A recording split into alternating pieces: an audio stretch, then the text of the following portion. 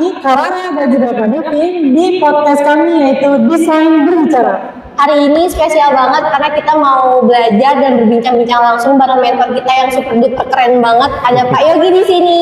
Assalamualaikum Pak Yogi. Waalaikumsalam warahmatullahi wabarakatuh. Kita mau belajar tentang digital marketing nih Pak. Boleh. Langsung aja ya ke pertanyaannya. Jadi menurut Bapak apa sih digital marketing itu Pak? Digital marketing, apa sih digital marketing? Ya kalau secara bahasa digital itu kan berarti sesuatu yang bukan analog, bukan manual ya, berarti dengan teknologi tinggi gitu kan, artinya digital.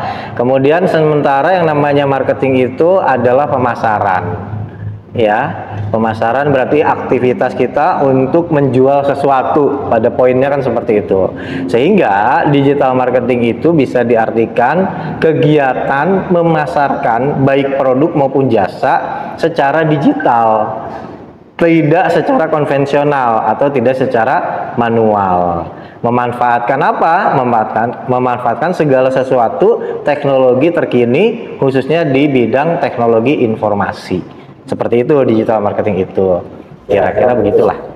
Nah sekarang bisa kita lihat ya, kalau sekarang tuh zaman makin berkembang gitu ya Pak. Betul. Ada yang lewat AI lah, dari Instagram dan sebagainya. Ya. Nah menurut Bapak apa sih perbedaan digital marketing dengan marketing tradisional gitu? Oke, ya tadi sebenarnya di pembukaan saya sudah jawab apa perbedaan dari digital marketing dengan marketing konvensional atau tradisional.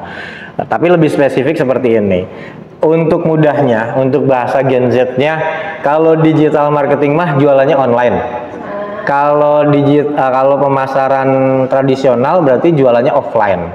Nah, secara spesifiknya yang namanya digital marketing itu dia memanfaatkan sosial media seperti apa? Meta Ads, TikTok Ads, Google Ads, atau kalau yang organiksnya itu bisa menggunakan sosial media ya seperti Meta ya. Di situ kan ada ada Facebook, ada Instagram, ada Thread, kemudian TikTok, ada YouTube. Nah itu semua dimanfaatkan.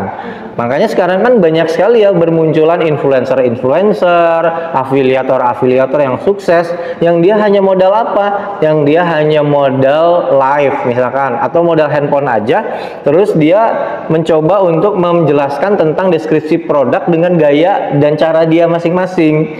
Ya, kemudian dia jualnya juga produk orang. Nah, itu kan termasuk salah satu kegiatan digital marketing yang tanpa sadar sederhananya seperti itu digital marketing. Jadi seperti itulah. Nah, sementara kalau yang pemasaran tradisional atau konvensional yaitu adalah pemasaran yang kita menawarkan barang seperti ngewarung, bikin toko offline, buka lapak-lapak di pinggir jalan atau melakukan kegiatan-kegiatan yang memang sifatnya fisik. Ya, bukan berada di dunia maya. Nah, kalau sekarang dengan adanya sosial media yang beragam, orang harus memanfaatkan itu agar tidak ketinggalan zaman dan agar bisnisnya tetap langgeng. Itu jadi perbedaannya seperti itu, David. Oh, baik Pak. Ternyata digital marketing itu kan udah sepengaruh itu ya Pak di dunia sekarang nih. Tapi buat kita nih yang baru tahu atau baru mau belajar digital marketing tapi udah mau mulai bisnis gitu, kira-kira tahapan awal yang harus kita lakukan tuh apa sih Pak? Iya, sebenarnya digital marketing itu kan ada 3 sebenarnya ya tahapannya ya. Jadi kalau misalkan teman-teman mau belajar digital marketing dan praktik langsung digital marketing, ternyata di lapangan kita nggak bisa menguasai semuanya. Ada spesialisasi masing-masing. Jadi sepemahaman saya dan saya biasanya mengajarkan ke teman-teman itu yang namanya digital marketing itu ada branding, ada advertising, dan ada selling. Nah, itu semuanya memanfaatkan teknologi informasi yang terkini. Branding misalkan ya, yang bisa dilakukan teman-teman di awal itu adalah branding. Membuat sosial media yang bagus, yang kemudian bisa memperlihatkan kepada publik bahwasanya kita ini memiliki produk ini atau kita memiliki jasa ini karena kita punya kompetensi di bidang itu. Contohnya misalkan Kak Zahra senang dengan desain grafis, maka tunjukkan kepada orang portofolio yang dibuat sama Kak Zahra, misalkan hasil vektor menggunakan CorelDRAW, kemudian hasil manipulasi foto menggunakan Photoshop dan lain sebagainya. Jadi isinya sosial media Kak Zahra tuh itu ya desain-desain yang bagus-bagus, sehingga orang tahu oh anak ini anak desain. Nah, itu kan salah satu untuk nge-branding diri kita. Ya, termasuk misalkan Kak Davin nih senang dengan pelajaran bahasa Arab. Maka ya udah setiap posting yang dibahas tuh nahwu sorof dan lain sebagainya. Dan mengerucut, jangan tiba-tiba kita hari ini posting tentang bahasa Arab, besok kita posting tentang mukbang gitu ya, makan gitu ya, besoknya kita posting tentang healing. Nah, itu kan ceruknya udah amburadul ya, nggak konsisten. Nah, itu yang kemudian secara algoritma tidak disukai oleh platform. Kalau yang disukai oleh platform itu yang kita secara konsisten kita membawakan sesuatu hal yang memang satu niche, satu ceruk dan konsisten. Konsisten dari segi apa? Dari segi tema, dari segi waktu, dari segi rutinitas. Nah, itu adalah salah satu cara yang paling mudah untuk melakukan awal digital branding atau digital marketing ya secara umumnya. Jadi seperti itu. Jadi sederhananya gini deh. Acara punya TikTok nggak? Iya. Nah, Kak Davin punya TikTok kan? Isinya amburadul nggak sekarang? Banget. Ya kadang foto kucing diambil bagus nih, kadang foto anak bayi lagi lucu diambil posting, kadang apapun gitu ya. Jadi nggak mengerucut. Nah, mulai sekarang dirubah mulai mikirin aku mau nge-branding sebagai seorang desainer, aku mau nge-branding sebagai seorang yang jago bahasa Arab dengan cara Gen Z gitu ya, mahir bahasa Arab dengan cara Gen Z. Nah, itu udah mulai tuh isinya itu gitu. Sederhananya seperti itu.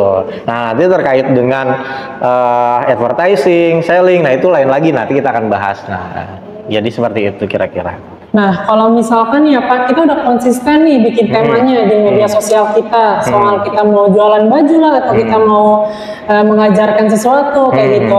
Nah, menurut Bapak gimana sih caranya menentukan target audiensnya gitu dalam digital marketing kayak gini? Oke, bagus pertanyaannya ya.